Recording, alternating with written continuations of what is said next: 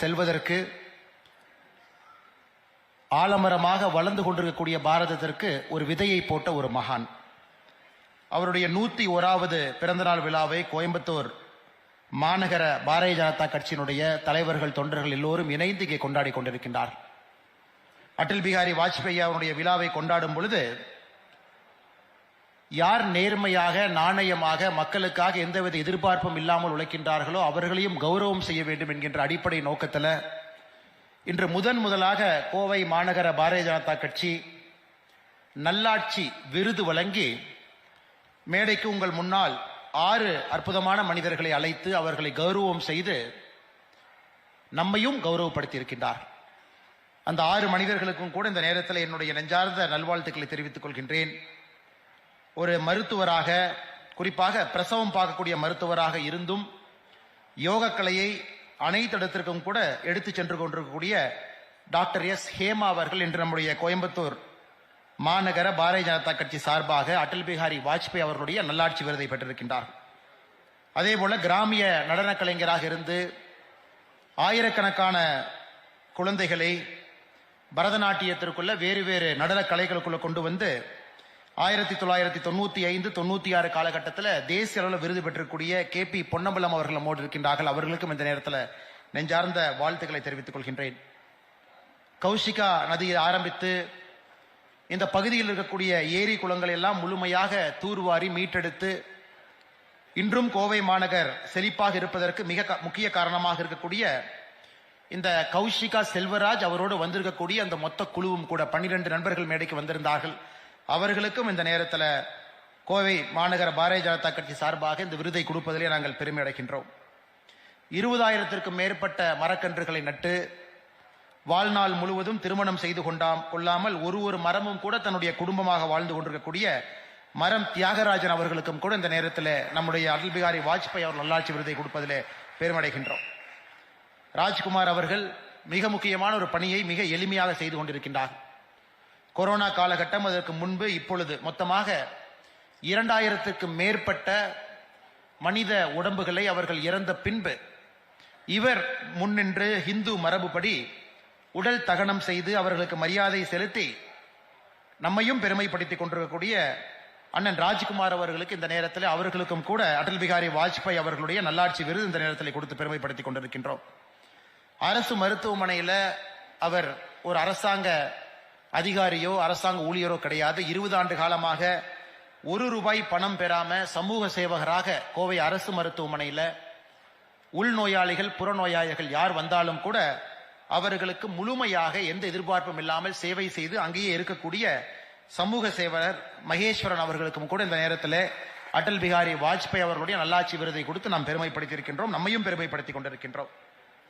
கடைசியாக 80 வயது district education officer இப்பொழுது 2 புத்தகத்தை எழுதியிருக்கின்றார். 2வது புத்தகமாக பாரத பிரதமர் நரேந்திர மோடி ஒரு யுக புருஷன் விஸ்வகுரு என்கின்ற தலைப்பில் இந்த புத்தகத்தை வெளியிட்டிருக்கக்கூடிய ஐயா TS சுப்பிரமணியம் அவர்களையும் கூட இந்த நேரத்தில் நெஞ்சார்ந்த என்னுடைய நல்வாழ்த்துக்களை ஐயாவுக்கு தெரிவித்துக் கொள்கின்றேன். இந்த நிகழ்ச்சி நடப்பதற்கு மிக முக்கிய காரணமாக இருக்கக்கூடிய அந்த மாநகர் மாவட்டத்தினுடைய தலைவராக இருக்கக்கூடிய அருமை சகோதரர் ரமேஷ் அவர்கள், பாரதிய ஜனதா கட்சியினுடைய மாநில பொதுச் செயலாளர் அருமை சகோதரர் AP முருகானந்தம் அவர்கள், இந்த மேடையின் மீது இருக்கக்கூடிய ஒரு அன்பு சொந்தங்களும் கூட இந்த நிகழ்ச்சி நடப்பதற்கு பெரும் சிரமப்பட்டு இந்த நிகழ்ச்சி நடத்தியிருக்கிறாங்க. நேற்று இரவு முடிவு செய்தார்கள். தமிழகத்தில் சென்னை, கோயம்புத்தூர், இன்னும் பெரிய நகரத்தில் அடல் பிகாரி வாஜ்பேயி அவருடைய விழாவை நல்லாட்சி விருது வழங்கக்கூடிய விழாவாக நடத்த வேண்டும் என்று 24 மணி நேரத்திற்குள்ள இந்த 6 நபர்களை கண்டுபிடித்து அவர்களை இங்கே கொண்டு வந்து நம்மை எல்லாம் அழைத்து இந்த நிகழ்ச்சி நடப்பதற்கு மிக முக்கிய காரணமாக இருக்கக்கூடிய இந்த மாநகர் மாவட்டத்தினுடைய பொதுச் செயலராக இருக்கக்கூடிய அருமை சகோதரர் மதன் அவர்கள், சகோதரர் சுதாகர் அவர்கள், சகோதரி பிரீத்தி லட்சுமி அவர்களுக்கும் கூட இந்த நேரத்தில் என்னுடைய வாழ்த்துக்களை தெரிவித்துக் கொள்கின்றேன். மேடையின் மீது இருக்கக்கூடிய சிறப்பு விருந்தினராக என்று வந்திருக்கக்கூடிய முன்னாள் சட்டமன்ற உறுப்பினர் ஐயா சின்ராஜ் அவர்கள் மேடையின் மீது இருக்கின்றார்கள். அவர்களுக்கும் என்னுடைய நெஞ்சார்ந்த வாழ்த்துக்களை தெரிவித்துக் கொள்கின்றேன். பாரதிய ஜனதா கட்சியினுடைய விவசாய அணியினுடைய மாநில தலைவராக இருக்கக்கூடிய அருமை சகோதரர் GK நாகராஜன் அவர்களுக்கும் என்னுடைய நெஞ்சார்ந்த வாழ்த்துக்களை தெரிவித்துக் கொள்கின்றேன். அதே போல மேடையின் மீது இருக்கக்கூடிய பாரதிய ஜனதா கட்சியினுடைய கோவை மாநகர் மாவட்டத்தினுடைய துணைத் தலைவர் அருமை சகோதரர் தாமு அவர்கள், மாநகர் பாரதிய ஜனதா கட்சியினுடைய பொருளாளராக இருக்கக்கூடிய அருமை சகோதரர் சரவணன் அவர்கள் இருக்கின்றார்கள். அவர்களுக்கும் என்னுடைய நெஞ்சார்ந்த வாழ்த்துக்களை தெரிவித்துக் கொள்கின்றேன். முக்கியமாக இந்த ஒன்றியத்தினுடைய தலைவராக இருக்கக்கூடிய அருமை சகோதரர் ரங்கநாதன் அவர்கள் நம் அனைவருக்கும் கூட இங்கே வருவதற்கு ஒரு வாய்ப்பை ஏற்படுத்தி கொடுத்து இந்த விழாவினுடைய ஒரு மிக முக்கிய மனிதராக இருக்கின்றார்கள். ரங்கநாதன் அவர்களுக்கும் இந்த நேரத்தில் என்னுடைய நன்றிகளை தெரிவித்துக் கொள்கின்றேன். அருமை சொந்தங்களே, நம்முடைய சிறப்பழைப்பாளராக இங்கே வந்து தொண்டரோடு தொண்டராக அமர்ந்து வாஜ்பேயி காலத்தில் அவரோடு நெருங்கி பழகி இன்றும் கூட கோவை மாநகர் மாவட்டம் இந்த பகுதியில் பாரதிய ஜனதா கட்சியினுடைய வளர்ச்சி பாடுபட்டு இன்று சொந்தமாக இந்து மக்கள் கட்சி என்கின்ற கட்சியை நடத்தி மிக ஆக்ரோஷமாக மக்களுடைய குரலாக மாறியிருக்கக்கூடிய அண்ணன் அர்ஜுன் சம்பத் அவர்கள் இருக்கின்றார்கள். அவர்களுக்கும் அவரோடு வந்திருக்கக்கூடிய எல்லா அன்பு சொந்தங்களுக்கும் என்னுடைய நெஞ்சார்ந்த வாழ்த்துக்களை தெரிவித்துக் கொள்கின்றேன். அன்பு சொந்தங்களே, அடல் பிகாரி வாஜ்பேயி அவர்களுடைய பிறந்த நாளை பாரத பிரதமர் நரேந்திர மோடி அவர்கள் 2014 ஆட்சிக்கு வந்த பிறகு குட் கவர்னன்ஸ் டே, நல்லாட்சி தினம் என்கின்ற பெயரில் ஒரு அரசு விழாவாக இதை நாம் கொண்டாடி கொண்டிருக்கின்றோம். அரசு அலுவலகத்தில், புதுடெல்லியில், எல்லா மாநிலத்தினுடைய தலைநகரத்தில் இது நியாயப்படி தமிழகத்திலும் கூட திராவிட முன்னேற்ற கழகத்தினுடைய ஆட்சி இதை நடத்த வேண்டும். நியாயப்படி நல்லாட்சி தினமாக அறிவித்து பள்ளியில, கல்லூரியில குழந்தைகளுக்கெல்லாம் வாஜ்பேயியை பற்றி எடுத்து சொல்லி நல்லாட்சி என்றால் என்ன என்கின்றக்கான ஒரு கருத்தரங்கமோ விவாத மேடையோ வைத்து அந்த குழந்தைகளை இது போன்ற நல்ல மனிதர்களுக்கு அறிமுகப்படுத்தி இந்த நாளை மக்களுக்கு மிக முக்கிய நாளாக அரசுகள் மாற்ற வேண்டும். காலத்தினுடைய கட்டாயம் எங்கேயெல்லாம் பாரதிய ஜனதா கட்சி சாராத கட்சிகள் ஆட்சியில் இருக்கின்றார்களோ அவர்கள் இந்த விழாவையும் மறந்துவிட்டார்கள். இப்படிப்பட்ட ஒரு மனிதரையும் கூட அவர்கள் கொண்டாடுவது கிடையாது. இந்த நேரத்தில் மாநகர் மாவட்டத்தினுடைய பாரதிய ஜனதா கட்சியினுடைய தலைவர்கள், தொண்டர்கள் மிகச் சிறப்பாக கோயம்புத்தூர் மாநகரத்தில் இன்று காலையிலிருந்து ஒரு பூத்திலும் கூட பாரதிய ஜனதா கட்சியினுடைய பூத்தில் அடல் பிகாரி வாஜ்பேயி அவருடைய புகைப்படத்தை திறந்து வைத்து அங்கு ஒரு விழா, கோவை மாநகரத்தில் 20க்கும் மேற்பட்ட இடத்துல அன்னதான விழா, 3 இடத்துல இரத்த தான முகாம், இது போன்ற பல சிறப்பான செயல்களை இன்று காலையிலிருந்து செய்து கொண்டிருக்கின்றார்கள். முத்தாய்ப்பாக இந்த நாளினுடைய கடைசி நிகழ்வாக நல்லாட்சி தின விருதுகள் வழங்கக்கூடிய நிகழ்வை நம்முடைய மாவட்ட தலைவர் அருமை சகோதரர் ரமேஷ்குமார் அவர் தலைமை தாங்கி இதை நடத்தி கொண்டிருக்கின்றார்கள். அதனால் கோவை மாநகர பாரதிய ஜனதா கட்சியினுடைய எல்லா தொண்டர்களுக்கும் தலைவர்களுக்கும் என்னுடைய நெஞ்சார்ந்த நன்றிகளை தெரிவித்துக் கொள்கின்றேன். காலையிலிருந்து கடுமையாக உழைத்து இந்த விழாவை மிகச்சிறப்பாக நீங்கள் நடத்தி கொண்டிருக்கின்றீர்கள். வாஜ்பேயி ஐயா டிசம்பர் 25ஆம் தேதி 1924 பிறந்த ஒரு மனிதர். அவருடைய ஆரம்ப காலம் முழுவதுமே RSS இயக்கம் 1925 தோற்றுவித்த பின்பு அதுல ஒரு சுயம் சேவகனாக தன்னுடைய பணியை செய்து கொண்டே வந்திருந்தார். அவருடைய வாழ்க்கையினுடைய மிக முக்கியமான ஒரு நிகழ்வு புதுடெல்லி ரயில்வே ஸ்டேஷன்ல 1953 மே கடைசி வாரத்துல ஷாம் பிரசாத் முகர்ஜி அவர்கள் அங்கிருந்து ரயில்வே ஸ்டேஷன்ல ஒரு ரயில் வண்டியில காஷ்மீருக்கு வழி அனுப்பி வைக்கின்றார்.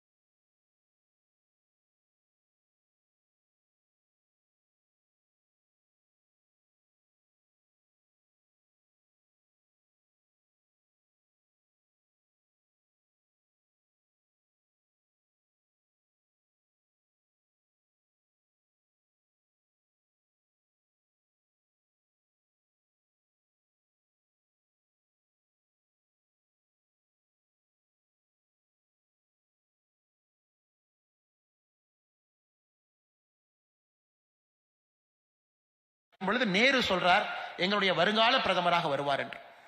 அதன் பிறகு வாஜ்பாய் அவர்கள் பிரதமராக வருவதற்கு நீண்ட நெடிய பாதையில் தான் வந்தார். அவ்வளவு எளிதாக அவருக்கு அந்த பிரதமர் நாற்காலி என்பது கிடைக்கவில்லை. அதற்கு முன்பு ஒரு அரசியல் கட்சி, அந்த கட்சியை இன்னொரு கட்சியோடு இணைக்க வேண்டிய நிர்பந்தம், அந்த இன்னொரு கட்சியில் இணைத்த பிறகு 1977 எமர்ஜென்சிக்கு பிறகு ஜனதா கட்சியாக மாறி, அதன் பிறகு மறுபடியும் ஒரு பெரிய பிரச்சனை உள்ள 1980 புதிய ஒரு கட்சி ஆரம்பிக்க வேண்டிய நிர்பந்தம். மும்பையில் 1980 பாரதிய ஜனதா கட்சி ஆரம்பிக்கப்பட்ட பொழுது அதனுடைய முதல் மனிதராக அங்கே இருந்து மும்பையில் பாரதிய ஜனதா கட்சி ஆரம்பிக்கப்பட்ட பொழுது தூணாக நின்றவர். அதனால் இதை கடந்த ஆண்டு நம்முடைய பாரத பிரதமர் நரேந்திர மோடி அவர்கள் அவருடைய 100வது பிறந்த நாள் விழாவில் அவருக்கு புகழாரம் சூட்டும் பொழுது பிரதமர் சொன்னாங்க, வாஜ்பாய் அவர்களுக்கு நடந்த கொடுமை இந்தியாவில் யாருக்குமே நடந்திருக்காது. தான் பார்த்து வளர்ந்த தலைவர் மர்மமான முறையில் கொல்லப்பட்டார்.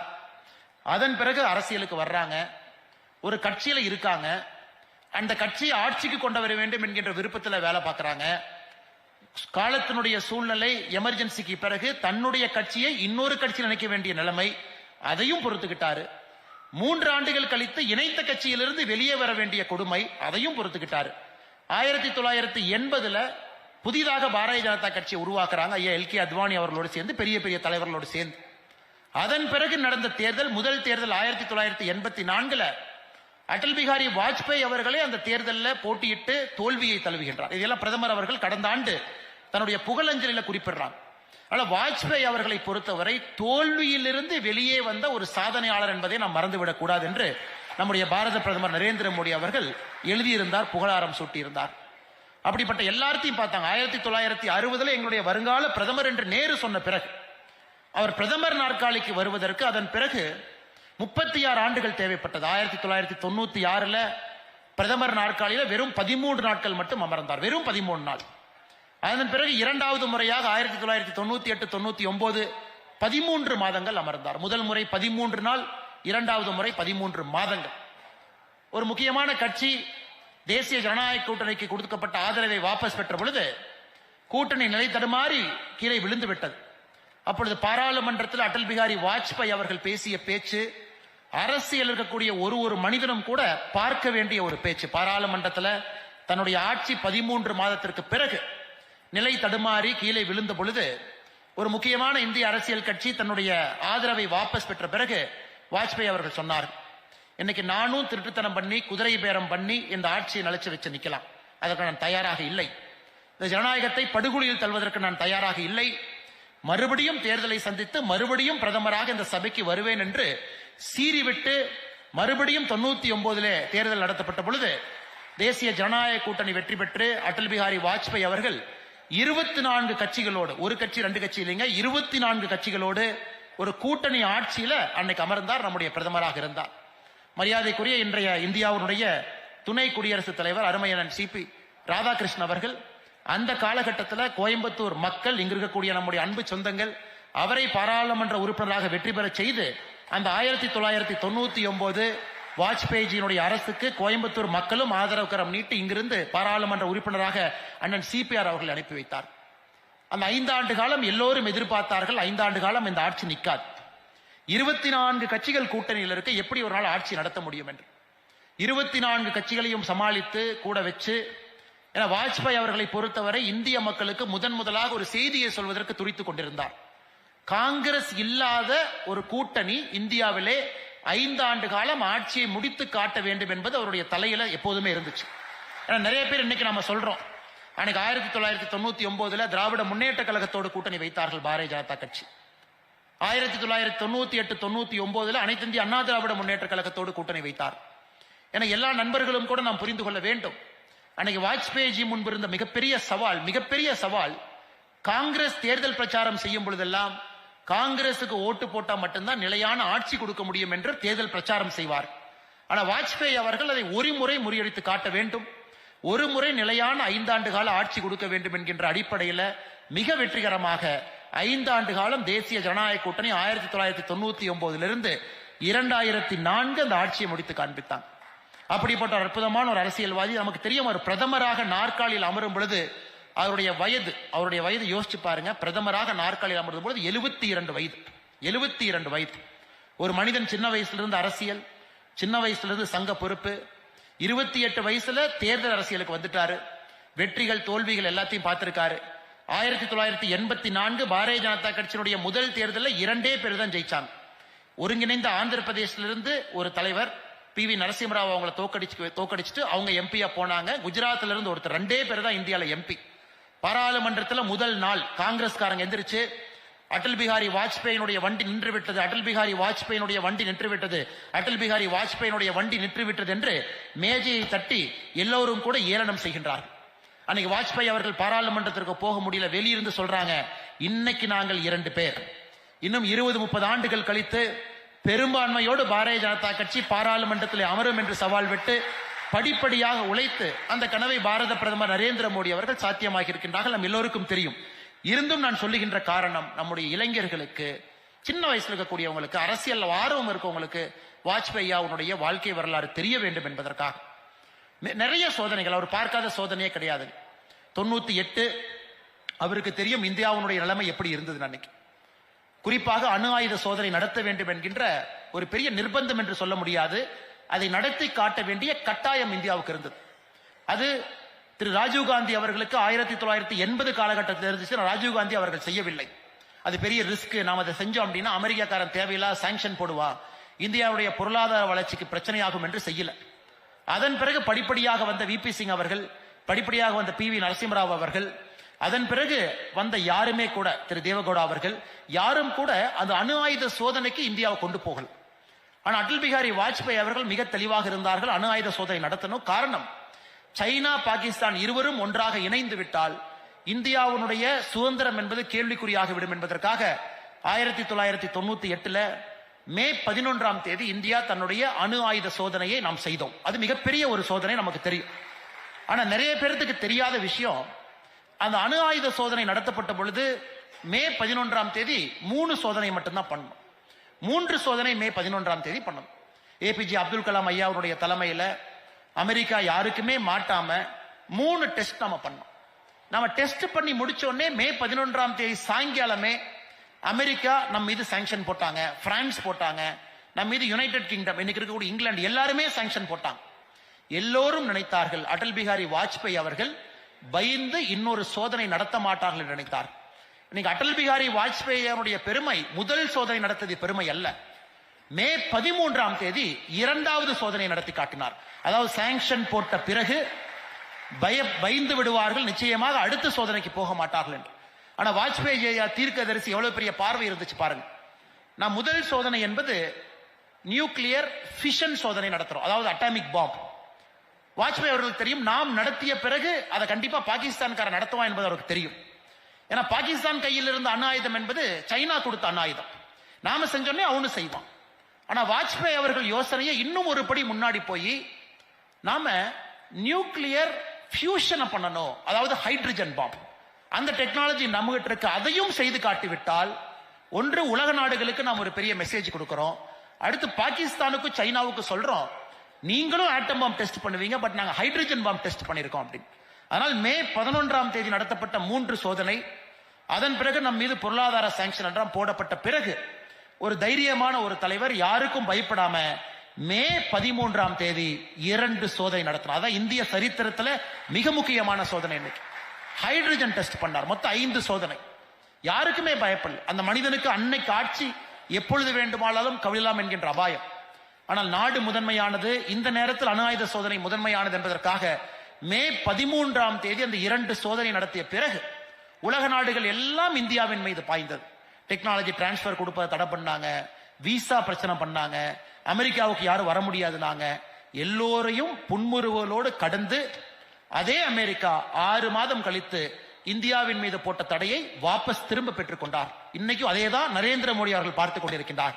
இந்தியாவின் மீது திரு ட்ரம்ப் அவர்கள் வரித்திருக்கக்கூடிய வரியும் கூட நரேந்திர மோடி அவர்கள் பார்த்துக் கொண்டிருக்கின்றார்கள். அதுவும் இதே நிலைமை தான் நடக்கும். இன்னும் கொஞ்ச நாள்ல அமெரிக்கா அதை வித்ட்ரா பண்ணத்தான் போறாங்க. அது வாஜ்பாய் அவர்கள் அதை மிக திறமையாக கையாண்டு 6 மாதம் கழித்து அது ஒரு அவருடைய வாழ்க்கையில மிக முக்கியம். அவருடைய வாழ்க்கையில பாகிஸ்தானோடு ஒரு அமைதியை கொண்டு வர வேண்டும் என்பதற்காக தீவிரமா முயற்சித்தாங்க. டெல்லியிலிருந்து லாகூருக்கு பஸ் பயணத்தை துவக்கி வச்சாங்க. அதையெல்லாம் செய்யும் பொழுது பாகிஸ்தான் தன்னுடைய குரூரமான புத்தியில இந்தியாவின் மீது படையெடுப்பு நடத்துவதற்கான எல்லா ஆயத்தையும் செய்து கொண்டிருந்தார்கள். அவர் கையை கொடுத்தாரு, ஆனா கண்ணத்தில் அடிச்சாங்க. ஒரு கண்ணத்திலே பாகிஸ்தான் அடித்த பொழுது பாகிஸ்தானுக்கு 2 கண்ணத்திலே பலார் என்று அலைந்தோம். அது நம்முடைய 1998 கார்கில் வெற்றி. அதுவும் கூட வாஜ்பாய் ஐயாவுடைய காலகட்டத்தில் மிக முக்கியமான ஒரு சம்பவம். நம்முடைய நாட்டினுடைய பெருமையை, நாட்டினுடைய இறையாண்மையை காப்பாற்றியது. 99 2004 வாஜ்பாய் ஐயாவை பொறுத்தவரை மிக முக்கியமான 5 ஆண்டு காலம் நம்முடைய பொருளாதார வளர்ச்சிக்கு ஒரு ஊன்றுகோலாக நின்றார். நீங்க யோசிச்சு பாருங்க, 99 இந்தியாவில் picture line telephone, mobile phone, அதாவது லேண்ட்லைன் மொபைல் போன் 2-3% மட்டும்தான் மக்கள் இருந்தது. ஆனா வாஜ்பாய் ஐயா ஆட்சியை முடித்துவிட்டு வெளியே செல்லும் பொழுது 2004 அதை 70% மொபைல் போன் கனெக்ஷன், டெலிபோன் கனெக்ஷனை 70% உயர்த்தி காட்டிய பெருமை திரு வாஜ்பாய் அவர்களுக்கு. அது மட்டும் இல்ல, அதே காலகட்டத்தில் நாம் பேசுறோம் கோல்டன் குவாட்ரிலேட்டரல் ரோடு என்று பேசுகின்றோம். கோல்டன் குவாட்ரிலேட்டர் என்பது இந்தியாவுடைய 4 நகரங்களை இணைக்க வேண்டும் என்பதில் தீவிரமா இருந்தாங்க. 1999 ஆட்சிக்கு வந்தவுடன் நேஷனல் ஹைவே டெவலப்மெண்ட் ப்ராஜெக்ட் என்கின்ற ஒரு பெரிய ஒரு விஷயத்தை கையில் எடுத்து, எத்தனை பேருக்கு தெரியும் தெரியாதுங்க, அன்னைக்கு தேதியில கோல்டன் குவாட்ரிலேட்டரல் ப்ராஜெக்ட்டுக்கு மட்டுமே 33,000 கோடி ரூபாய் ஒதுக்கினார். நீங்க அன்னைக்கு இந்தியாவை யோசிச்சு பாருங்க, 99 இந்தியாவை யோசிச்சு பாருங்க. 33,000 கோடி அன்னைக்கு ஒதுக்குனாங்க. 5,800 கிலோமீட்டர் இந்தியாவுடைய தங்க நாற்காலி ரோட சாலையை போட வேண்டும் என்பதற்காக 5,800 கிலோமீட்டருக்கு 33,000 கோடி. 6 லேன் 4 லேன். இன்னைக்கு நாம் எல்லோரும் கூட சந்தோஷமாக இந்தியாவுடைய ரோட்டில் பயணம் செய்து கொண்டிருக்கின்றோம். தமிழ்நாடு ரோடு சிறப்பாக இருக்கிறது என்று நாம் சொன்னால் அதற்கு மிக முக்கிய காரணம் அடல் பிஹாரி வாஜ்பாய் அவர்கள், அவருடைய துணிவான முடிவு. அதோடு நிக்கலீங்க, 2002 மறுபடியும் 40,000 கோடி ஒதுக்கினார். North south east west highway என்கின்ற புதிய திட்டத்தை கொண்டு வந்தாரு. காஷ்மீரையும் கன்னியாகுமரி இணைச்சாரு. சில்சரையும் போர்பந்தர் இணைத்து அதுக்கு ஒரு 8,000 கிலோமீட்டர், அதற்கும் பணம் ஒதுக்கி அவருடைய காலகட்டத்தில் 13,500 கிலோமீட்டர் நேஷனல் ஹைவேக்காக பணத்தை ஒதுக்கி இன்னைக்கு இந்தியா இவ்வளவு வேகமாக வளர்கிறது என்றால் அடல் பிஹாரி வாஜ்பாய் ஐயா அவர்கள் முக்கியமான காரணம். நிறைய சொல்லிக்கிட்டே போலாங்க. ஒரு ஏழை குடும்பத்தில் ஒரு குழந்தை பிறக்குது, பணக்கார குடும்பத்தில் ஒரு குழந்தை பிறக்குதுன்னா 2 குழந்தைகளுக்கு இருக்கக்கூடிய கல்வியினுடைய தரம் வேறு மாதிரி இருக்குது என்பதற்காக நம்முடைய அரசியலமைப்பு சட்டத்தில் ஆர்டிகல் 21A என்பதை கொண்டு வந்து நம்முடைய ஃபண்டமெண்டல் ரைட், நம்முடைய தனி மனிதனுடைய உரிமையில கல்வி என்பது இந்தியாவிலே யார் எங்கே பிறந்தாலும் கூட 8 வயசிலிருந்து 14 வயசு வரை அவர்களுக்கு கல்வி கொடுக்க வேண்டியது அரசினுடைய கடமை என்கின்ற சட்டத்தை கொண்டு வந்தார், சர்வ சிக்ஷா அபியான். அதையும் அடல் பிஹாரி வாஜ்பாய் அவர்கள். அவரை பற்றி பேசிக்கொண்டே போகலாம். பட் இருந்தும் நாம் பேசுகின்ற காரணம், இந்த புகழஞ்சலி கூட்டத்தில் அவருடைய 101வது பிறந்தநாள் விழாவில் இந்தியாவுடைய வளர்ச்சிக்காக அடல் பிஹாரி வாஜ்பாய் அவர்களுடைய உழைப்பு எப்படி இருந்தது என்பதை எடுத்துச் சொல்வதற்காகத்தான். எல்லோரிடமும் கூட ஒரு புன்முறுவல், எதிர்க்கட்சி நண்பர்களும் கூட அவரை பார்க்கும் பொழுது ஒரு சிரிப்பு. 1977 ஜனதா கூட்டணி ஆட்சியில் இந்தியாவுடைய வெளியுறவுத்துறை அமைச்சராக இருந்து பணிபுரிந்திருந்தார். பலமுறை பாராளுமன்றம் மேலவை கீழவை 2 பக்கம் போயிருக்கிறாங்க. எல்லோரையும் ஒருங்கிணைத்து பயணம் செய்திருக்கின்றார்கள். சைனாவோடு நட்புறவை ஏற்படுத்துவதற்கு 2001 சைனா விசிட் மிக முக்கியம். ராணுவ தளவாடங்கள் அதை மிகச் சிறப்பாக கொண்டு வருவதற்கு அவருடைய அரும்பாடு. ஏழை மக்களுக்காக கல்வி, தொலைபேசி, நம்முடைய ரோடு எல்லாத்தையும் கூட 5 ஆண்டுகள்ல மிகச் சிறப்பாக திரு அடல் பிஹாரி வாஜ்பாய் அவர்கள் நம்முடைய நாட்டிற்கு கொடுத்தாங்க. அதன் பிறகு பாரத பிரதமர் நரேந்திர மோடி அவர்கள் 2018 காலகட்டத்தில் இந்தியாவுடைய மிக உயரிய விருதாக இருக்கக்கூடிய பாரத் ரத்னா விருதை அடல் பிஹாரி வாஜ்பாய் அவர்களுக்கு நரேந்திர மோடி அவர்கள் அளித்து, இன்று பாரத் ரத்னா அடல் பிஹாரி வாஜ்பாய் இருக்கக்கூடிய அந்த அற்புதமான மனிதருடைய வாழ்க்கையை நாம் எல்லோரும் கொண்டாடணும். எல்லோரும் அவருடைய வாழ்க்கையை படிக்கணும். தோல்வி வெற்றி இரண்டையும் சமமாக பார்த்தவர். அவர் பார்க்காத பிரச்சனைகள் கிடையாது, அனைத்தையும் சமாளித்து நின்றவர். தன்னுடைய கட்சி 1980 ஆரம்பித்த பாரதிய ஜனதா கட்சி எனக்கு உலகத்தினுடைய மிகப்பெரிய கட்சியாக நாம் வளர்ந்திருக்கின்றோம். எந்த ஒரு கட்சி, ஜனநாயக கட்சியிலும் கூட இந்த அளவுக்கு உறுப்பினர்கள் கிடையாது. அந்த அளவுக்கு உறுப்பினர்கள் பாரதிய ஜனதா கட்சியில் இருக்கிறாங்க. நம்மிடம் இருக்கக்கூடிய எம்எல்ஏக்கள் நோக்கி பாருங்க, எம்பிக்களை பாருங்க, உள்ளாட்சி தேர்தலில் பாரதிய ஜனதா கட்சியினுடைய வெற்றியை பாருங்க. 2 நாட்களுக்கு முன்பு கோவா மாநிலத்தினுடைய உள்ளாட்சி தேர்தலில் முதல் கட்சியாக பாரதிய ஜனதா கட்சி வந்திருக்கிறது. அதற்கு ஒரு 2 நாளைக்கு முன்னாடி மகாராஷ்டிராவுடைய உள்ளாட்சி தேர்தலில் முதல் கட்சியாக கிட்டத்தட்ட 80% இடத்தை பாரதிய ஜனதா கட்சி வென்றெடுத்திருக்கிறது. அது பாராளுமன்றமாக இருக்கட்டும், சட்டமன்றமாக இருக்கட்டும், உள்ளாட்சியாக இருக்கட்டும், இன்று இந்தியாவை பொறுத்தவரை மக்கள் முதன்மை கட்சியாக, அவர்களுடைய கட்சியாக பாரதிய ஜனதா கட்சியை ஏற்றுக்கொள்ள ஆரம்பித்து விட்டார். வடகிழக்குல கிறிஸ்தவர்கள் அதிகமாக இருக்கக்கூடிய பகுதியில இன்னைக்கு வடகிழக்குல எல்லா மாநிலத்திலும் கூட பாரதிய ஜனதா கட்சியுடைய கூட்டணி ஆட்சி அங்க இருக்கு.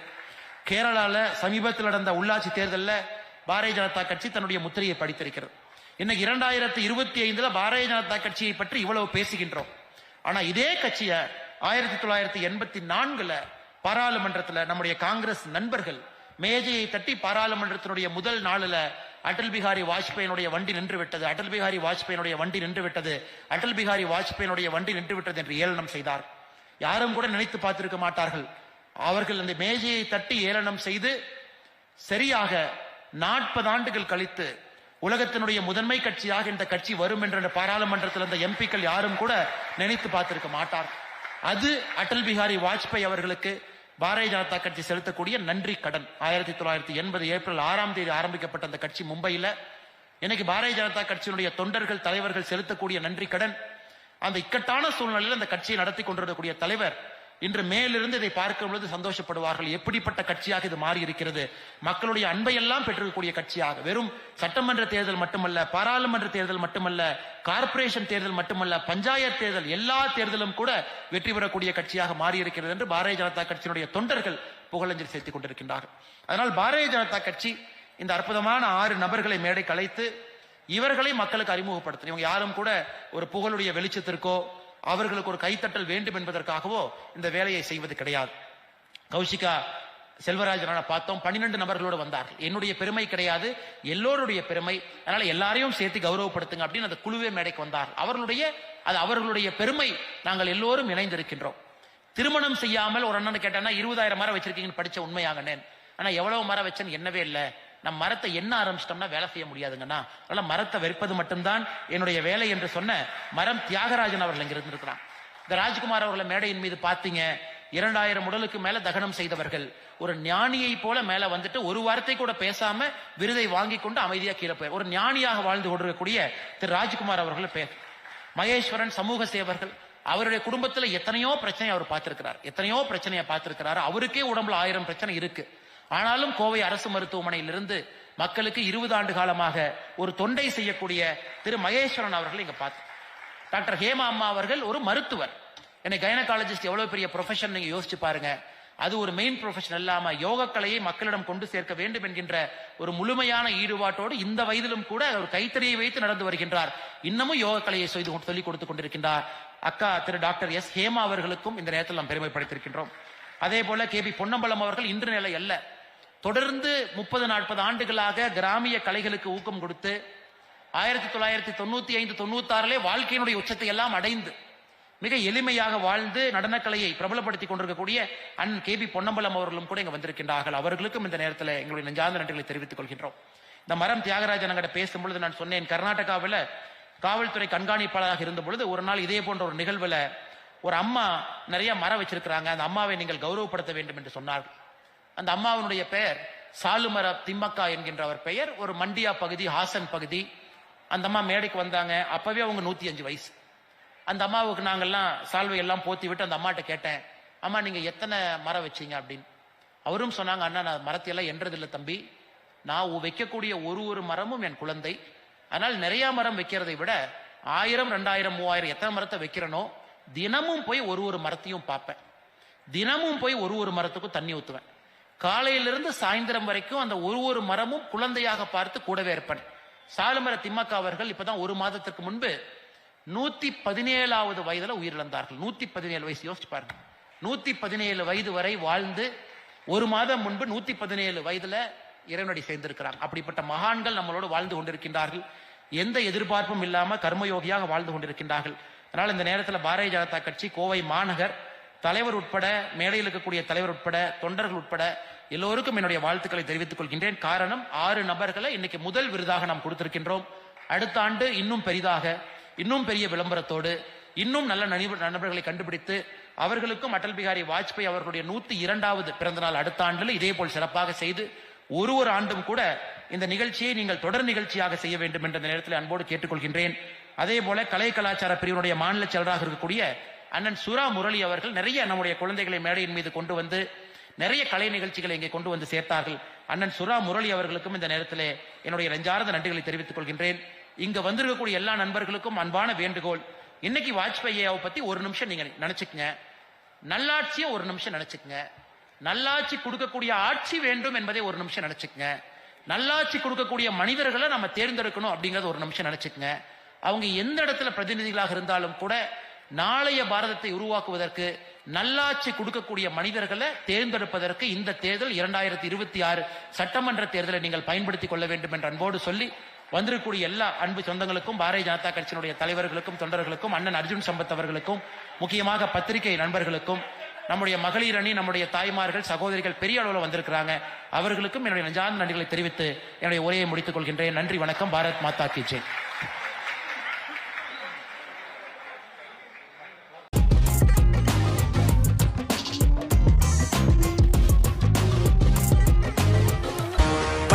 தப்பாதுடா சிங்க இது சிக்காதுடா சுத்து போட்டு நிக்காதடா சூற விட்டா தாங்காதுடா சிவண்டா சிவண்டா சிவண்டா எதுக்க எவண்டா எவண்டா எவண்டா